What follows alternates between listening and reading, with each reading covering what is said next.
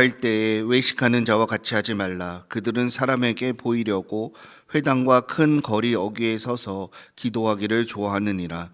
내가 진실로 너희에게 이르노니 그들은 자기 상을 이미 받았느니라.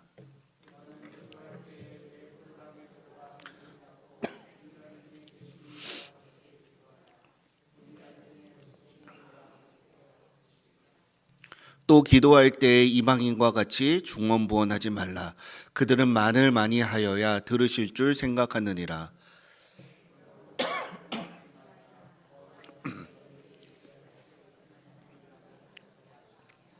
함께요. 그러므로 너희는 이렇게 기도하라. 하늘에 계신 우리 아버지여, 이름이 거룩히 여김을 받으시오며. 아멘. 사랑하는 여러분, 우리는 지난 10주간의 시간을 통해서 팔복이라는 거대한 산을 함께 넘었습니다. 심령이 가난한 자가 복이 있다라는 예수님의 선언은 우리가 세상의 성공의 방식이 아니라 하나님 나라의 성품으로 먼저 빚어지고 그대로 살아가야 함을 우리에게 가르쳐 주셨죠. 이제 우리는 그 팔복의 사람이 이 세상 속에서 어떻게 숨쉬며 살아갈 것인가를 배워보려고 합니다. 여러분, 우리의 성품이 바뀐다면 삶의 모든 방법들이, 또 살아가는 우리 삶의 호흡이 바뀌게 되는 것이죠. 여러분, 우리가 이 숨을 쉬지 않는다면 우리는 죽게 됩니다. 아무리 오랫동안 숨을 참는다라고 해도 수분을 넘기기가 어렵고요. 시간대로 넘어가면 그것은 아무도 가능하지 않습니다. 그것처럼 우리가 이 세상을 살아가면서 살아내기 위해서 반드시 필요한 영혼의 호흡이 기도라는 것을 믿으셔야 합니다.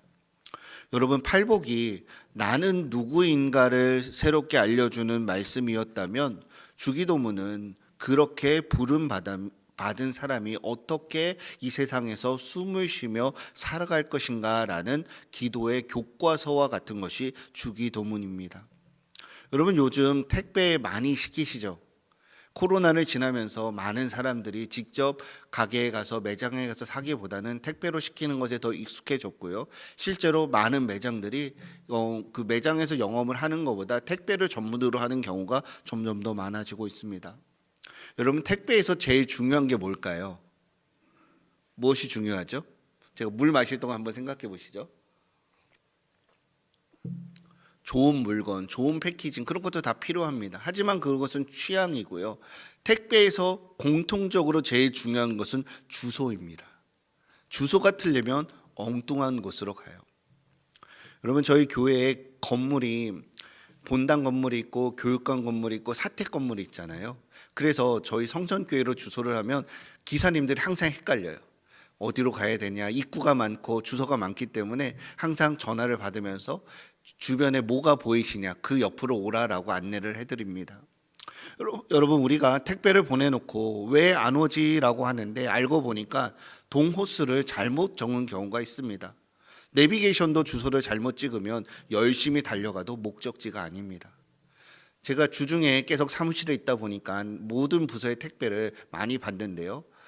1년에 한두 번은 꼭 성광교회 택배가 저희 교회로 옵니다. 그래서 그 성광교회로 전달해 주는 일들이 있습니다. 왜 그렇습니까? 주소를 잘못 적었거나 택배기사가 성천교회, 성광교회 주소를 잘못 보고 배달을 잘못했기 때문이죠. 여러분, 목회 현장에 있다 보면 기도에 대한 이야기, 고민과 고충 상담을 많이 듣습니다. 어떤 분은 이렇게 이야기를 하세요.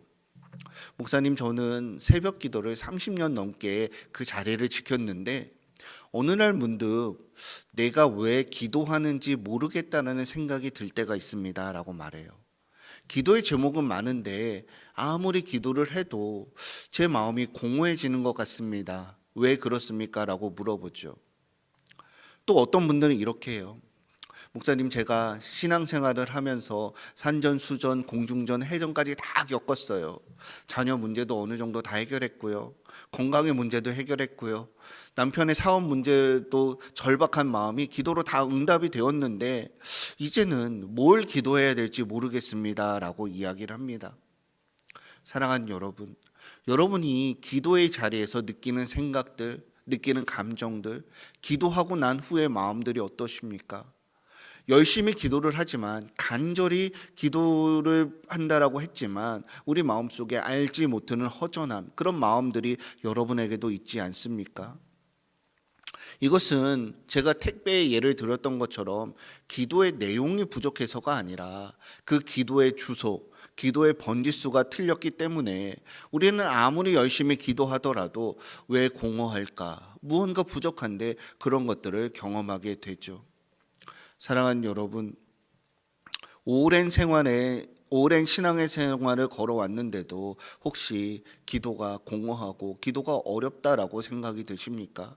그것은 여러분의 신앙이 약해서가 아니라 주님이 기도의 방향을 새롭게 가르쳐 주시고 우리를 그 기도의 번지수를 가르쳐 주시기 위해서 우리를 부르시는 시간일 수 있습니다. 우리가 주님께 보내는 기도가 부족해서가 아니라 주님이 원하시는 자리, 주님이 우리에게 정해주신 기도의 주소를 정확히 적고 그 주소로 다시 한번 그 기도를 다시 한번 보낸다면 같은 기도도 전혀 다른 모습으로 나타나게 된다라는 것이죠. 사랑하는 여러분, 오늘부터 주기도문의 여정을 시작해 보려고 합니다. 이 주기도문의 여정을 통해서 우리의 기도가 습관적인 주문이 아니라 하나님 아버지의 가슴을 울리는, 또 하나님 앞에 받아들여지고 응답되어지는 그런 은혜가 있기를 주님의 이름으로 축복드립니다. 오늘 세 가지를 생각해 볼 텐데요. 첫 번째는 외식하는 자의 무대에서 내려와야 한다라는 것이죠. 주님은 기도를 가리키시기 전에 먼저 하지 말아야 될 기도 두 가지를 경고하십니다. 그 첫 번째가 외식하는 자의 기도입니다. 우리 5절 말씀 다시 한번 읽어볼까요? 5절입니다. 시작.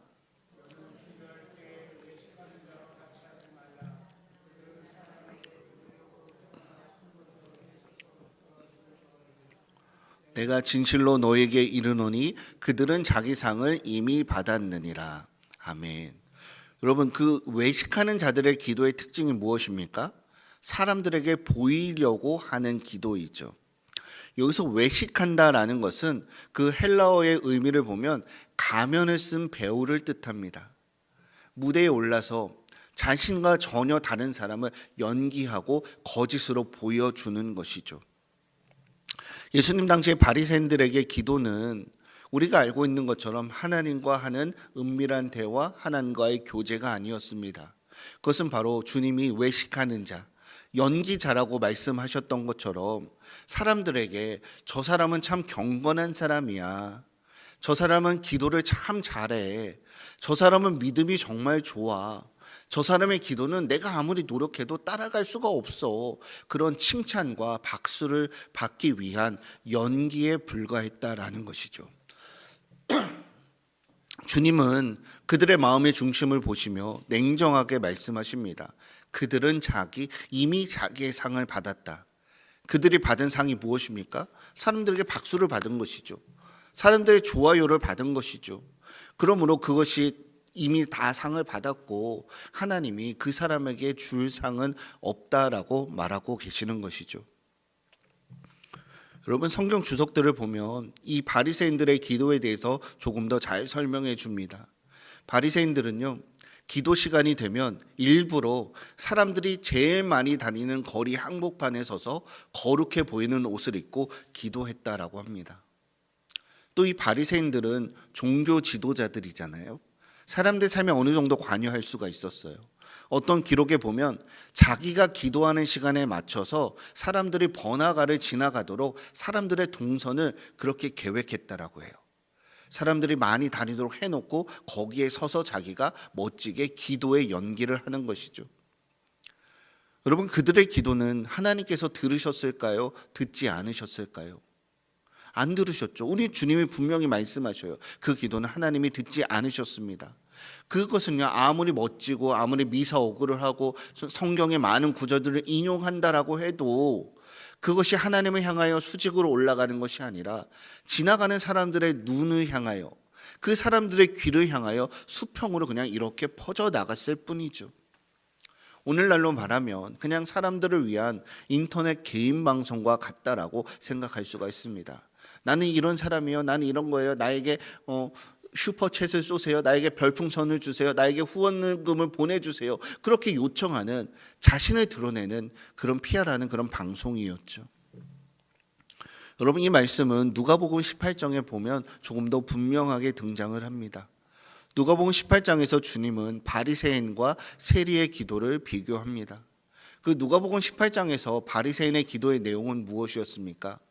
세리와 비교하여 자기의 우위를 점하는 기도를 하지 않았습니까? 기도가 그래요. 하나님, 저는 저 사람과 같지 않아서 감사합니다. 내가 저 사람보다 착하고 저 사람보다 잘났고 저 사람보다 훌륭해서 감사합니다. 이런 것이 기도라고 드리고 있는 거예요. 자기의 의를 자랑했고, 하지만 그 세리는 어떻게 했습니까? 18장에 보면 눈을 감히 들지도 못하고 하나님, 이 죄인을 불쌍히 여겨 주시옵소서 가슴을 치며 하나님 앞에 눈물을 흘릴 뿐이죠. 그런데 주님은 이 가슴을 친 사람이 의롭다 하심을 받았다라고 말씀하셨습니다. 왜 그렇습니까? 기도는 멋진 말의 경연대회가 아니라 하나님 앞에 쓰고 있었던 이 가면을 벗은 우리 마음의 진실을 표현하는 것이 기도이기 때문이죠. 사랑하는 여러분, 이 누가복음 18장의 바리새인과 세리의 비유를 집에 가셔서 한번 쭉 읽어보십시오. 이 비유는 기도의 길이가 아니라 하나님 앞에서 내가 가면을 벗었느냐, 여전히 가면을 쓰고 있느냐, 그것이 더 중요하다라는 것을 보여줍니다. 사랑하는 여러분, 이 시간 우리의 기도의 내용들, 기도의 제목들을 돌아봤으면 좋겠습니다. 우리의 기도는 어떻습니까? 우리의 기도는 하나님께서 주셨던 그 주소대로, 그 목적지대로 하나님 앞으로 정확히 가고 있습니까? 처음에는 그렇게 우리가 기도를 드렸는데, 간절한 마음으로 하나님을 아는 기쁨으로 기도를 드렸는데, 우리도 모르는 사이에 우리의 기도가 멋진 가면, 멋진 분칠하고 멋지게 색칠한 그런 가면을 쓴 연기가 되어 있지 않습니까? 부모라는 위치 때문에, 신앙의 연륜 때문에, 때로는 직분자라는 체면 때문에 우리는 심지어 하나님 앞에서도 가면을 벗지 못할 때가 너무나 많습니다. 우리의 속은 너무나 문드러지고 너무나 아픈데 겉으로는 문제 없는 척, 믿음 좋은 척 하면서 사람들 앞에서 그렇게 할 수 있다라고 해요. 100번 양보해서. 하지만 하나님 앞에서도 하나님, 저는 괜찮아요. 아무 문제 없어요. 저는 그냥 괜찮습니다. 그러면서 가면을 쓰고 있다라는 것이죠. 우리 6절 말씀 다시 한번 읽어볼까요? 그런 우리에게 주시는 주님의 처방입니다. 시작.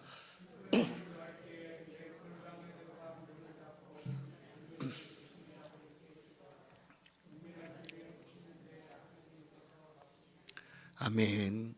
여러분, 주님의 처방입니다. 주님이 어디로 들어가라고 하세요? 골방이에요. 골방. 요즘 집은 이제 골방이 많이 없지만 옛날 집들 생각하시면 구석에 있는 좁은 방, 아무도 오지 않는 그 작은 방을 생각하시면 됩니다. 이 골방의 특징이 무엇입니까? 뒤쪽에 있어서 사람들이 그 방이 있는지 없는지도 몰라요. 사람들의 시선이 차단된 곳이 골방 아닙니까? 이 골방에서는요, 내 직분이 중요하지 않아요. 이 골방에서는 내 재산이 중요하지 않습니다. 골방에서는 체면이 필요 없죠. 그런 가시, 그런 가면들을 다 하나님 앞에 벗어버리고 그냥 순수한 모습으로, 순수한 영혼으로 하나님 앞에 독대하는 자리가 골방 아닙니까? 아까 그 외식하는 자들은 연기하는 배우라고 했어요. 배우는 무대 위에 올라가서 해요. 그리고 그 무대는 지금 여러분들이 저를 보는 것처럼 많은 사람들의 시선이 주목되도록 만들어진 곳이 무대입니다. 그곳을 내려놓고 사람들의 시선을 차단하고 그곳에서 하나님과 1대1로 만나라 하시는 것이죠. 여러분, 혹시 여러분 집에 골방 있으세요? 지금 여러분 중에서 아마 골방 있는 분들이 많이 없을 겁니다. 근데 주님이 골방에 들어가서 기도하라고 하셨는데 어디 가서 하실 거예요?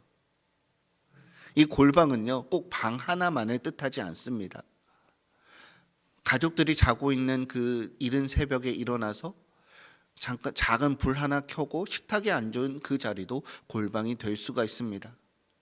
우리가 산책을 하면서 핸드폰을 잠시 끄고 음악을 듣는 것을 내려놓고 주님께 집중하며 주님께 마음을 여는 것, 그 자리가 골방이 될 수가 있습니다. 출퇴근 버스에서 10,000원, 지하철 안에서 많은 사람들에게 치이지만 너무 힘들다 어렵다 그런 마음을 내려놓고 하나님 오늘도 나에게 하루를 주셔서 감사합니다. 그 많은 사람들 그 군중들 안에서 여전히 하나님이 계신 것을 생각하면서 하나님께서 집중하는 그 시간 그 자리가 오늘 주님이 부르시는 골방이 될 수 있다라는 것이죠. 중요한 것은 공간의 개념이 아니라 그 많은 사람들의 시선을 의식하는 것을 끊어버리는 것이죠. 그리고 사람들의 시선을 의식하는 것이 아니라 그 자리에서 그 바리새인의 가면을 뚫고 보셨던, 그 바리새인의 가면의 중심을 보셨던 그 하나님 앞에 솔직해지는 용기가 주님이 우리를 초대하시는 골방이다라는 것이죠. 그 어디도 괜찮습니다. 물론 기도의 자리, 기도의 책상, 그런 기도하는 자리가 있으면 너무나 좋겠죠. 하지만 괜찮습니다. 그 어떤 곳이든지 간에 내가 잠시 모든 것을 다 멈추고 하나님께 집중하는 그 자리가 기도의 골방이 될 수가 있습니다. 어떤 분은 어떤 목사님의 이야기인데요. 이제 지방에 집회를 가시고 그러면 이제 그 숙소를 잡아주잖아요. 거기서 그 너무 편한 숙소에서 하나님께 기도하기가 너무나 죄송해서 새벽마다 일어나서 화장실에 가셔서 그 타월이 있잖아요. 타월을 그 좌변기 앞에 깔아두고 그 변기 뚜껑을 닫고 거기에 무릎 꿇고 앉아서 성경을 읽으시고 기도하신다라는 이야기를 들었습니다. 저도 그것을 듣고 도전이 되었지만 아직 많이 해보지는 못했어요. 그 어떤 자리가 중요한 것이 아닙니다. 환경이 중요한 것이 아니라 내가 하나님 앞에 정직하게 하나님의 은혜가 아니면 하나님이 아니면 안 된다라는 그 마음을 가지고 주님 앞에 나가는 그것이 중요하다라는 것이죠. 중요한 것은 그 장소의 거룩함이 아닙니다. 냄새나고 더러운 화장실이면 어때요? 그 순간에 온전히 하나님께 집중하고 하나님을 의지하겠다라는 그 마음을 하나님께서 보신다라는 것 아닙니까? 사랑하는 여러분, 우리가 말씀을 통해서 계속 살펴보고 있지만 이 자리에는 우리 부모님 세대들이 많으세요. 우리 부모님의 세대는 평생 남의 시선을 의식하며 사느라 많은 힘이 들고 어쩌면 지쳐있는 세대라고 할 수가 있죠. 이제 우리를 기도할 때만큼은 그 무대에서 내려오라고 주님이 초청하고 계십니다. 하나님께서는 여러분의 화려한 언변이 아니라 골방에서 흘리는 진실한 눈물을 원하십니다. 팔병을 통해 살펴보았던 것처럼 하나님 앞에서 심령의 가난함을 고백하며 애통하며 흘리는 그 눈물을 주께서 기다리고 계신다라는 것이죠. 사람 앞에서 연기하지 마시고 하나님 앞에서 진실할 수 있는 은혜가 있기를 바랍니다. 바로 그 진실된 마음이 기도의 시작이라는 것을 기억해야 합니다. 사랑하는 여러분, 사무엘서를 보면 한나는 성소에서 큰 소리로 멋지게 기도하지 않았습니다. 엘리 제사장이 뭐라고 했죠? 저 여자가 술 취하여 이곳에서 술주정을 한다라고 했습니다. 사람들은 몰라요. 입술만 움직이고 마음으로 통곡을 했죠. 엘리 제사장조차 오해했지만 하나님은 그 마음을 아셨고 그 기도를 받아주셨습니다. 오늘 주님이 우리를 초대하시는 골방의 기도가 이런 것 같아요. 골방 기도는요, 바리새인들처럼 크게 말하는 기도가 아닙니다. 골방의 기도는 하나님께 들키는 기도입니다. 우리 함께 따라해 볼까요? 골방 기도는 하나님께 들키는 기도입니다. 그렇게 기도할 수 있는 은혜가 있기를 바랍니다.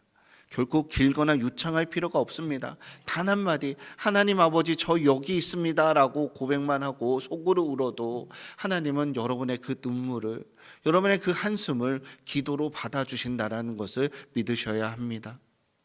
또한 주님이 우리에게 멈추라고 하는 것이 있습니다. 그것은 바로 이방인의 거래를 멈추라 하는 것이죠. 7절 말씀 한번 읽어볼까요? 7절입니다. 시작.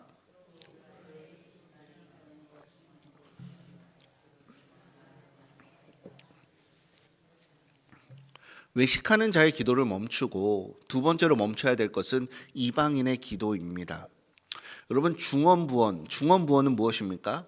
의미 없는 말을 그냥 주문처럼 반복하는 거예요. 수리수리 마수리 아수라 발발타 나무아미타, 그 종교적인 단어를 쓰면 안 되죠. 그러면서 아브라카타브라 그러면서 그 얘기를 계속 반복하는 것입니다. 여러분, 주님께서 금하시는 것은 기도를 길게 하는 것을 금하는 것이 아닙니다. 예수께서도 세명 미명의 한적한 곳에 오셔서 오랫동안 기도하셨죠. 주님이 막으시는 것은 마음이 없이 반복하는 주문, 말의 양으로 하나님을 움직이려는 태도를 멈추라 하시는 것이죠. 여러분, 기도는 오래 하는 분량의 문제가 아니라 하나님과의 관계이기 때문에 얼마나 진실된 관계로, 얼마나 진심으로 하나님을 의지하느냐가 중요하다라는 것이죠. 여러분, 이방인들이 왜 중언부언, 말을 많이 할까요? 여러분, 이거 생각해 본 적 있으신가요? 이방인들이 기도를 누구에게 합니까? 그들이 믿는 신에게 하죠. 그런데 그들이 믿는 신은 우리가 아는 하나님 아버지처럼 인격적인 아버지가 아닙니다. 그들의 신은요, 폭군이고요, 악지하고요, 그들을 들어줄 수도 있지만 오히려 그들을 억누르고 지배하는 신입니다. 그렇기 때문에 그들에게 기도는 신을 설득하는 거예요. 이방인들의 기도는 신을 달래고 모른 척하는 신을 흔들어 깨워서 내가 원하는 것을 얻어내는 거래가 이방인들이 말하는 기도입니다. 우리도 잘 알고 있어요. 여러분, 지성이면 감천이라는 단어 그 문장 아시죠? 그래서 그것이 이루어질 때까지 하늘 비나이다 비나이다 천지신명께 비나이다 하는 것처럼 기도가 응답될 때까지 그 신이 내 마음을 들어줄 때까지 또 말하고 이 말도 해보고 저 말도 해보고 저 말도 해보고 저 말도 해보고 많은 말을 하다 보니까 이방인들의 기도가 길어지고 중언부언하게 되는 것이죠. 여러분, 이 이방인들의 기도가 잘 나와 있는 본문이 있어요. 열왕기상 18장입니다. 열왕기상 18장 25절과 26절 우리 두 절 한번 같이 읽어볼까요? 시작.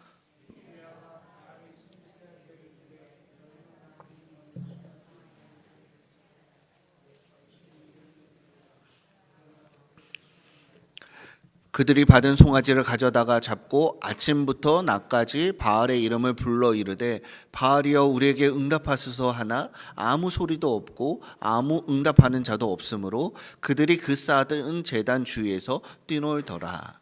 아멘. 여러분, 이것이 이방인들의 기도를 잘 보여주는 장면입니다. 오랜 가뭄 가운데 바알과 아세라의 선지자들과 엘리야가 대적하기 위해서 갈멜산 위에서 만났죠. 먼저 바알의 선지자들이 기도를 합니다. 수백 명이나 되는 사람들이 하루 종일 떠들었으니 얼마나 많은 말을 했겠어요. 여러분, 26절 마지막에 보면 그 쌓은 제단 주위에서 뛰놀더라라고 했어요. 말을 해도 안 되니까 이제는 그냥 죄송합니다. 그냥 미친 척하고 막 뛰면서 그냥 그 무의식의 흐름 속에서 어떻게든지 그 신을 움직여 보려고 할 수 있는 모든 것을 제가 쓸 수 없는 단어를 지금 하고 있는 거예요. 하루 종일 몸을 상하게 하며 들어달라고 외쳤습니다. 중언부언을 하루 종일 했어요. 그러나 아무 응답이 없습니다. 하지만 엘리야는 길게 기도하지 않았습니다. 돌아가셔서 누가복음 18장과 열왕기상 18장을 한번 꼭 읽어보십시오. 엘리야의 기도는 이거예요. 하나님이 누구신지를 고백했어요.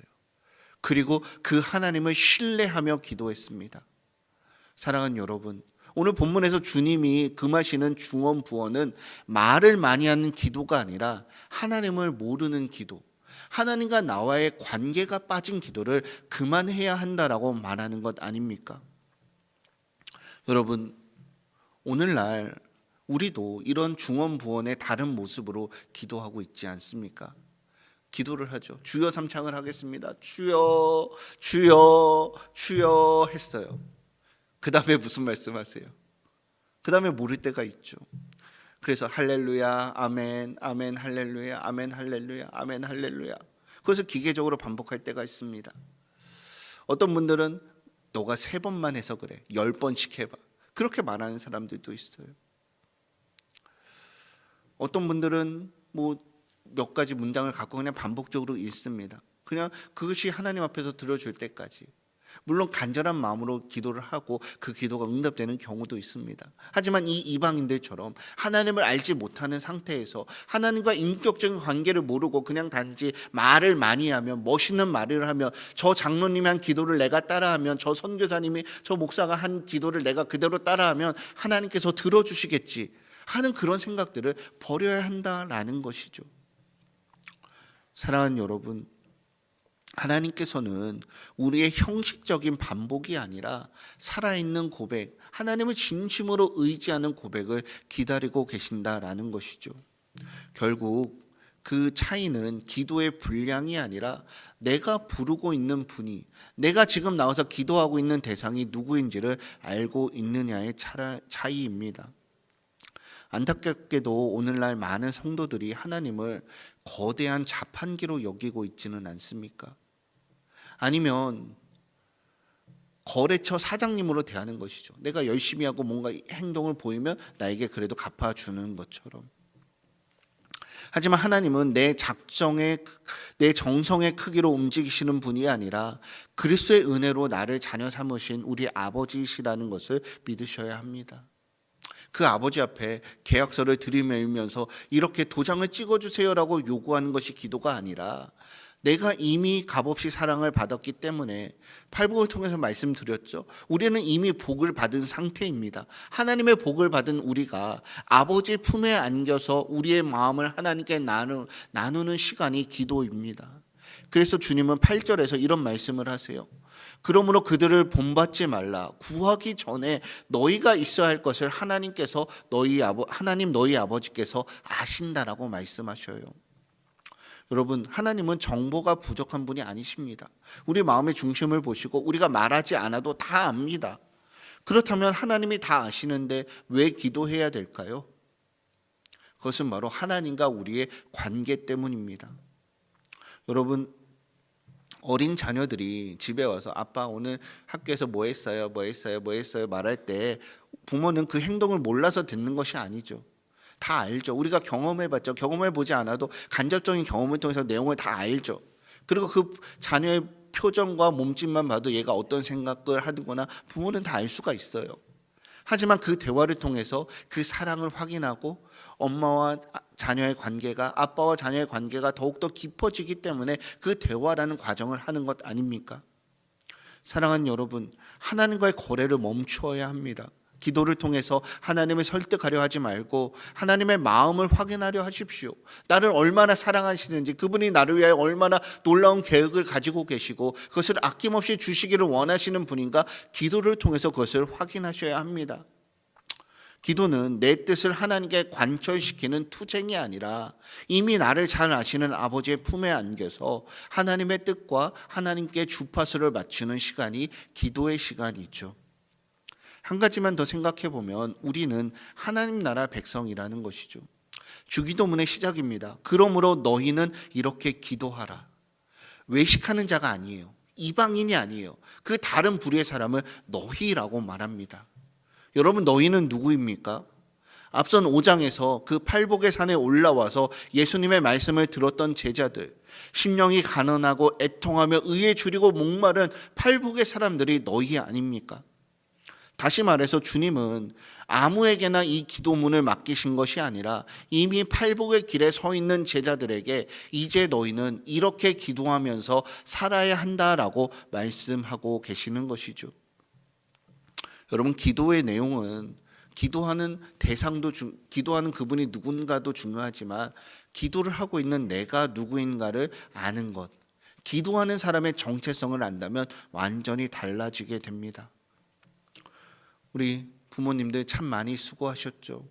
그렇기 때문에 우리는 자꾸 기도할 때도 책임의 언어로 갈 때가 많아요. 하나님, 내가 해결해야 됩니다. 자녀들의 문제들 내가 해결해야 돼요. 직장의 문제 내가 해결해야 돼요. 가정의 문제 내가 해결해야 돼요. 나에게 힘을 주세요. 내가 그것을 해결하겠습니다라고 자꾸 내가 감당하려는 기도를 할 때가 많이 있습니다. 하지만 하나님께서는 너희는 이렇게 기도하라라고 하면서 하나님의 말씀을 들은 제자들, 팔복의 사람들은 이렇게 기도해야 한다라고 하죠. 나는 버티는 사람이 아니라 아버지께 기대는 사람입니다.